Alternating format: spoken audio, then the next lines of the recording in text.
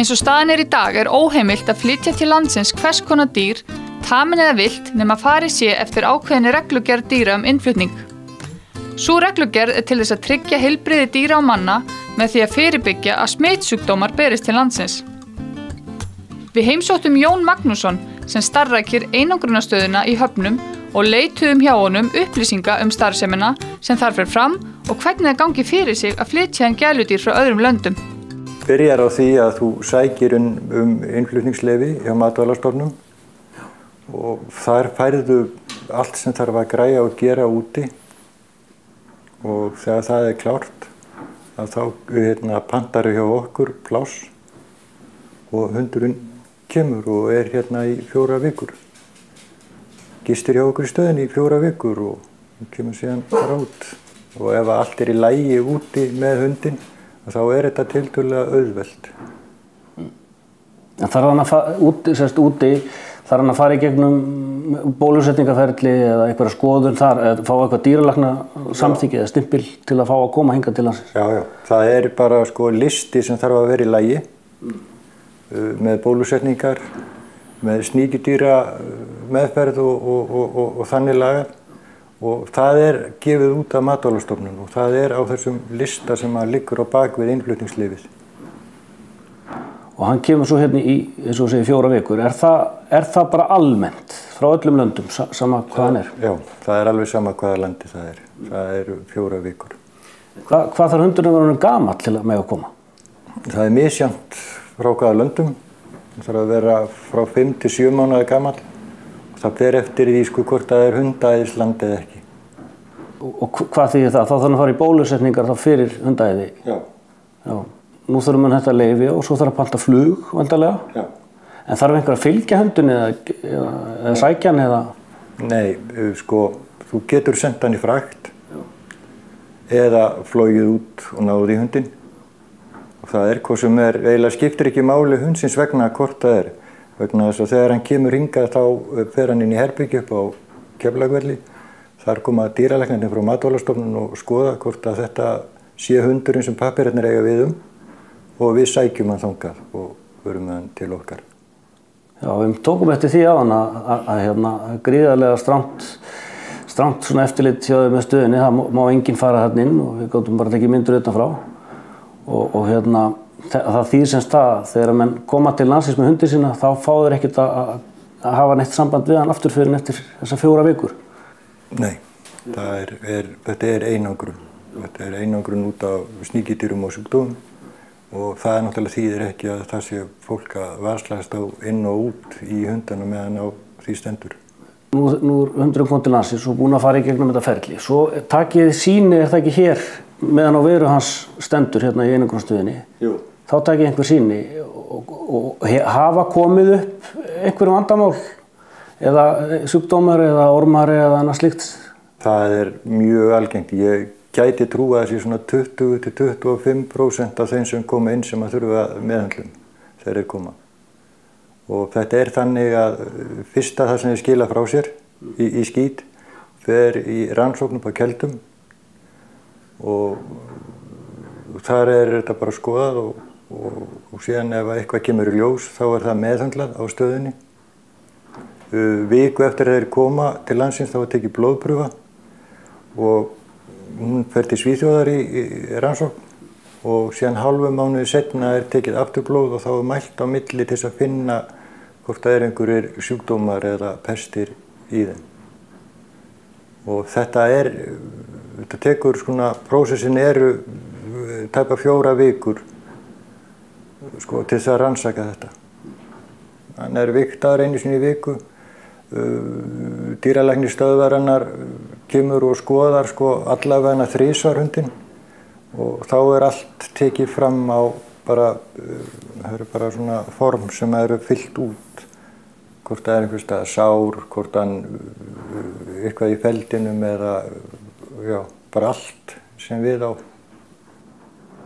En þessar 4 vikur eiga að tryggja það í rauninni að þeir beri ekki neina hættulega smitsjúkdóma til landsins? Já, 4 vikur eiga að vera nóg og ég held að sé voðalega erfitt eins og þetta í dag að stytta þennan tíma. Ég sé ekki alveg að það er kannski hægt í einum fullkomna heimi. Það er einhver aðri sem búa þar. Það er eiginlega kannski bara eitt sem að gleymist oft í umræðinu með einangrun. Það er það að þetta hefur ekkert þannig séð að gera með hundana sem er í einangrun. Heldur alla aðra hunda, alla aðra ketti, öll önnur dýr sem eru á Íslandi. Þannig að það sé ekki verið að flytja inn eitthvað sem að smitast í þau.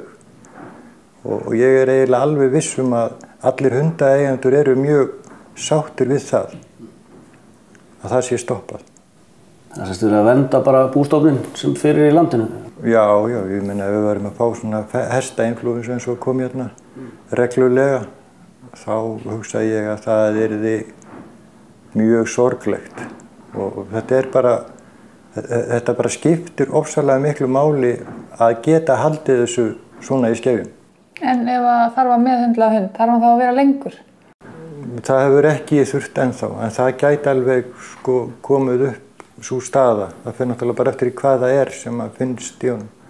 En við náttúrulega erum í mjög góðu með keldur og matvælastofnun. Þar eru náttúrulega, keldur eru fullstofnuna snillingum sem að kunna öll ráð og eins líka með matvælastofnun. Þeir náttúrulega eru með fullt af dýralæknum og hafa aðgang af öllum sérfræðingum í þessu. Þannig að þaðan koma leiðbeiningarnar það hvernig ná að gera og síðan náttúrulega er það dýralæknir stöðvarinnar, Björgvin Þórisson sem að sér framkvæmdina ef það er eitthvað mikið sem að þarf að.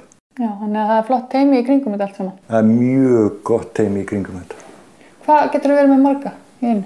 Ætli við getum ekki verið með eitthvað plus mínus 30, allt í allt hunda og ketti.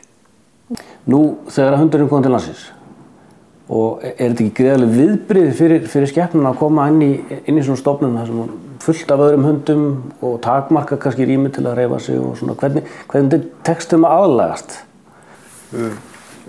Sá þáttur, þeim tekst það mjög vel að aðlagast. Þetta er náttúrulega þeir eru allir með svona lítil herbyggi og þar fyrir utan erum við með útisvæði sem er upphitað og við erum að renna þeim út og inn bara mjög oft, bara eins og oft og þarf og svo er þetta bara þannig að við sitjumst niður með þeim og reynum að kynnast þeim. Þeir fá að éta hjá okkur og svoleiðis og þegar að sá þáttur er komin í laga þá er þetta bara mjög góðum, bara rúlar mjög vel. Mælist ekki til eða er ekki sniðugt að fólk hundarnir séu aðlagaðir úti áður þeir koma svona? Jú, það er mjög gott að vera til dæmis með hundinn og leyfa honum að vera í bílnum í búri. Já. Og kannski að sofa í búri, kannski gefa honum í búri vegna þess að ég held að þetta sé kannski erfiðast fyrir hann, það er þetta þegar hann er að fara í flugvélina. Já.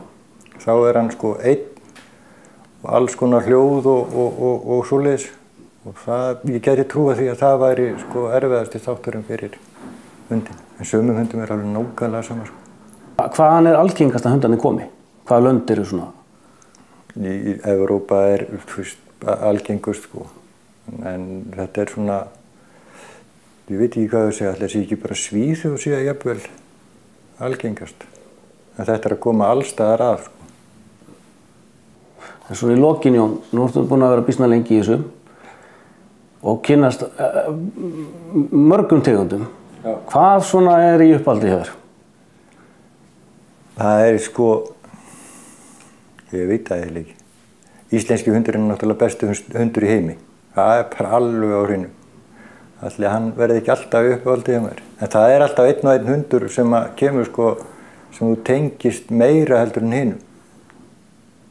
Kannski kemur kennilhundur sem er kennilhundur, svona hundur sem hefur ekkert verið innan fólk voðalega mikið, eitthvað 90-100 kílóa flikki og sem er erfitt að, sem er svolítið svona kannski erfitt til að byrja með. En svo er hann orðinn besti vinurðum og svona þá tengist þessu svolítið.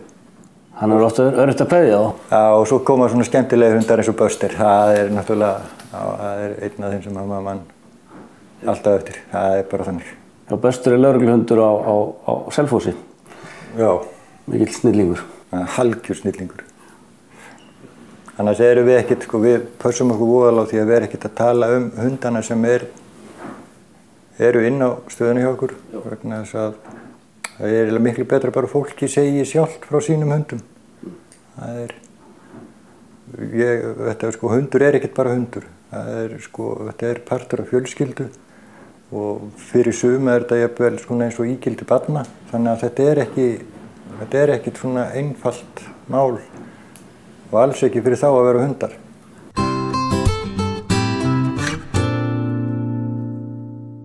Hundar sem að borða hrátt kjöt verða frekar grimmir en aðrir hundar. Já, hundar sem hafa einu sinni fengið blóð eða bragðað blóð eða eitthvað þannig. Það verði bara grimmir og það breytist eitthvað hjá þeim. Hvað finnst þér þetta, Steinar? Þetta er bara þvæla. Já. Ég persónulega finnst mér best að nautakjötið svona blöð, hrátt. Ert þú alveg brjálaður? Nei, ég held ég alveg meinlaus. Já, ég meina hundar eru, þú veist, þetta eru dýr sem borða kjöt. Já. Og upprunalega hrátt kjöt, þú veist. Þeir fengu ekki steikt. Nei. Og ég meina hundamatur var svo búinn til seinna meir. Já. Til þess að auðvelda hundaeigendunum. Og nú er náttúrulega mikið talað í dag að bæta við hráu kjöti í mataræði hundinum. Algjörlega, og það er bara einmitt það sem ég ætla að segja, að hrátt kjöt eða hráfæði er bara gott fyrir hunda. Já. Og ef maður hefur möguleikann að gefa hundar hráfæði, þá allan það sem ég hef síð og kynnst persónulega, þá er það alveg frábært. Já. Það er nefnilega bara, þú veist, að maturinn sem við borðum, það getur bara verið fínn fyrir hundana. Margt af því, sko. Ég sjálfsögðu. Egg og kjöt og... Já. Þannig að... En þetta með að hundar með ekki borða hrátt kjöt, það er þvæla dagsins. Já. Mýta dagsins. Gjörðu þið svo vel.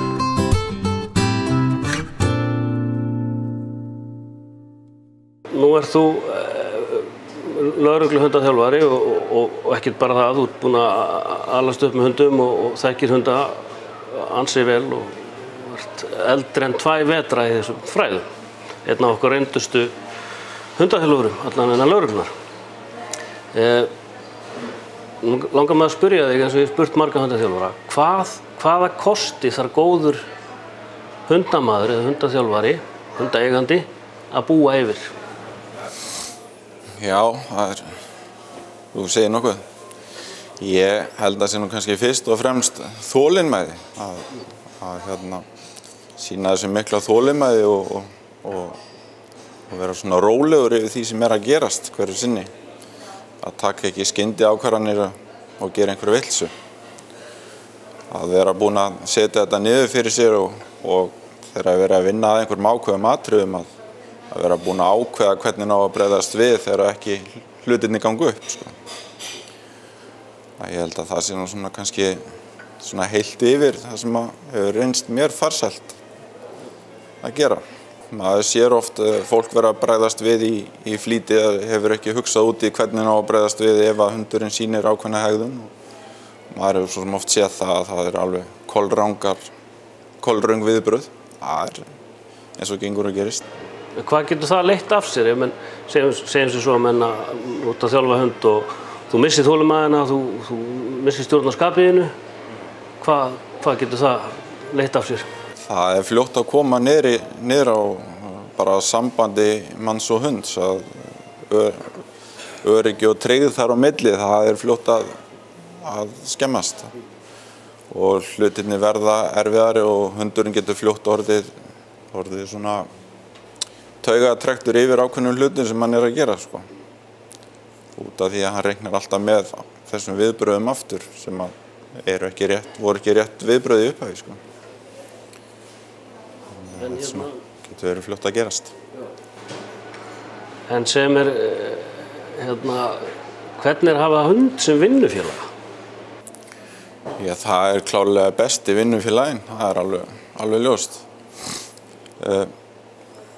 Ef maður hefur áhuga á hundum almennt, sko, þá náttúrulega er þetta hryllilega gaman, þó að þetta geti vissulega verið pirrandi líka. Það er margt sem kemur upp á í þessu ferli sem sem að miður gott og getur líka verið spaugilegt eftir á, ekki það, en slemmt á menn á því stendur.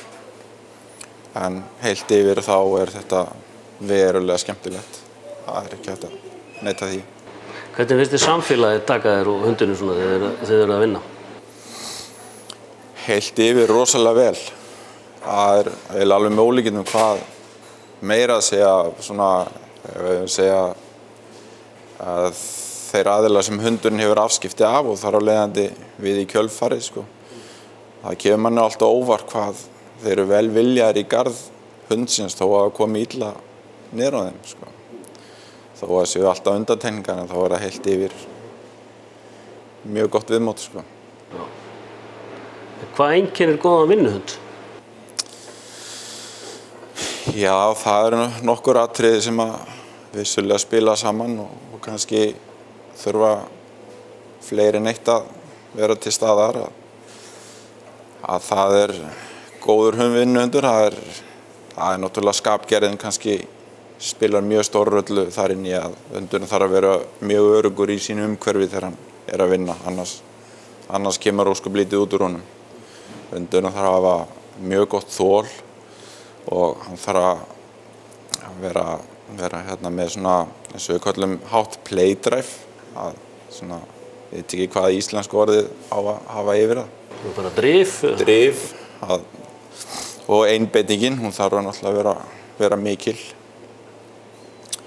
Og svo náttúrulega óneitanlegt að það þarf að vera þetta þefskinn, það þarf að náttúrulega vera í lagi og hundurinn þarf að beita því vissulega, út að það gengur þetta. Þetta svona helstu atriðin held ég sem að góður vinnuhundur þarf að hafa. Nú ferð þú mikið með þinn hund og þína hunda á fjöll og svona, hvernig gengur það? Það náttúrulega bara gengur mjög vel í mínu tilfelli, sko. Ekki nokkur vandamál. Ég svo sem hef ferðast með mína hunda, þessa vinnuhunda allt, bæði á fjöllum og ferðalögum á sumrin og þess aftar, sko. Þannig að það engin vandamál í kringum það, ekki hjá mér. En Gunnar, getur sagt okkur einhverja svona skemmtilega sögu af þínu hundalífi, eitthvað sem manst eftir, eitthvað svona sem fólk hefur gaman að heyra? Já, það kannski misbaugilegt svona eftir svona hvað fólk eða þekkir til þessa málefna og þess áttar, sko. En það svona svolítið skemmtileg saga. Það nokkuð mörg ár síðan að þá var ég fjarverandi og kona mín var að viðra hundinn í útivistarsvæði í bænum. Og þá var nú á þeim tíma þá voru svona hundarnir þjálfaðir þannig að þeir voru svona markari með að krafsa og hefðu tilhneigingu til að sækja hlutinn bara og koma með hann, sko. Og hún að viðra þarna hundinn og svo allt í einu kemur hundurinn með einhvern plastpoka í kjaftinu, svona glæran plastpoka og hún sér eitthvað svona dökkt í plastpokanum og það er því miður algengt að það sé verið að gera þarfir sínar út í náttúrunni og hún var eiginlega alveg viss það að þetta væri saur í poka. Þegar hundurinn kom með þetta og svo þegar hundarævillinn kom með þetta þá brást hún frekar illa við og eins og við segjum hundskammaði hann og tók síðan pokan svona upp með 2 puttum svona að hennar sögn og þá sá hann það að þetta var nú engin skítur að þetta var nú eitthvað annað í pokanum. Og hún sagði þannig frá því að hún hafði sjaldan orðið eins hrædd og panikur á ævinni og hendi hundinn minn í bíl og dreif sig á lögreglustöðina og þá var þetta töluvert magna fíkniefnum í poka sem að hundurinn hafði komið með.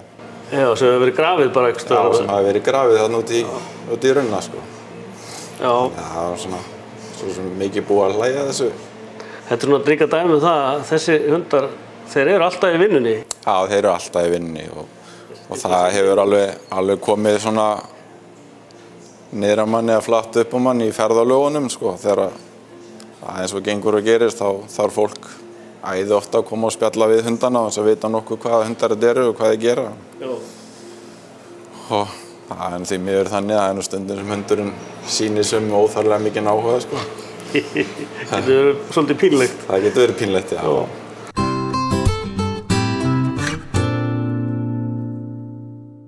Já, Steinar, við ætlum að tala eitt sem ég langar aðeins að ræða. Hvað hvílir á þér? Það svolítið svona sem að ég held að þurfi bara að fara að rannsaka hérna á Íslandi. Það í rauninni hversu margir hundar eru aflífaðir á Íslandi í dag. Ég held að sé bara enga tölur til þetta á þess að vera fullyrða of mikið. Ég meina eins og hundar sem eru kannski bara í lagi með. Þú meinar það, hundar sem eru aflífaðir út af einhverjum vandamálum? Einhverjum minniháttar vandamálum sem kannski hægt að leysa. Ekki líkamlegum. Eða þá að eigendur eru að skipta heimili eða bara get ekki haft hundinn eða fengu sér hvolp og sáðu að vera mistök og bara ákvað að fara beint með hann og svæfa hann. Þú veist, þetta eitthvað sem í rauninni ekki í skoðun. Nei, maður oft velt þessu fyrir sér og það er erfitt að kasta fram einhverjum fullyrðingum. Hvað veldur því að fólk tekur það ákvörðun að láta aflífa hundi sinn. Oft það náttúrulega bara fyrir það út af veikindum eða slysu eitthvað svona, það bara fullkomlega leiðilegt. Það náttúrulega bara að vera að lina þjáningar. En þegar hundar eru hvolpar aflífaðir af því þeir eru óþekkir eða eitthvað svoleiðis, þá veldur maður stundum fyrir sér hvort að það hefur hægt að fyrirbyggja þessi ákvörðun með því að þjálfa hundinn rétt frá byrjun.